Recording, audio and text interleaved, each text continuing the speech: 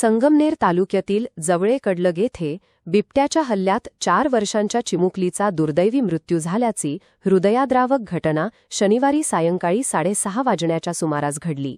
या घटनेमुळे संपूर्ण परिसर हादरला असून गावकऱ्यांमध्ये तीव्र संताप आणि भीतीचे वातावरण निर्माण झाले होते. अखेर या घटनेस कारणीभूत ठरलेला नरभक्षक बिबट्या वनविभागाने जेरबंद केल्याने नागरिकांनी सुटकेचा श्वास घेतला आहे.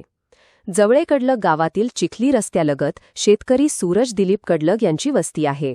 घटनेच्या वेळी सूरज कडलग गोठ्यात जनावरांना चारा टाकत होते, तर आजी गवताचे ओझे घेऊन गोठ्यात गेली होती. त्याचवेळी 4 वर्षांची चिमुकली घराच्या दारात एकटी उभी होती. याच संधीचा फायदा घेत गिन्नी गवतात दबा धरून बसलेल्या बिबट्याने अचानक झडप घालत हल्ला केला आणि चिमुकलीला उचलून नेऊन जागेवरच ठार केले. ग्रामस्थांचा संताप, मृतदेह ताब्यात न घेण्याचा इशारा. या घटनेनंतर नातेवाईक व ग्रामस्थ संतप्त झाले होते. जोपर्यंत नरभक्षक बिबट्याला जेरबंद अथवा ठार केले जात नाही, तोपर्यंत मृतदेह ताब्यात घेणार नाही असा ठाम पवित्रा ग्रामस्थांनी घेतल्याने काही काळ परिसरात तणावपूर्ण वातावरण निर्माण झाले होते.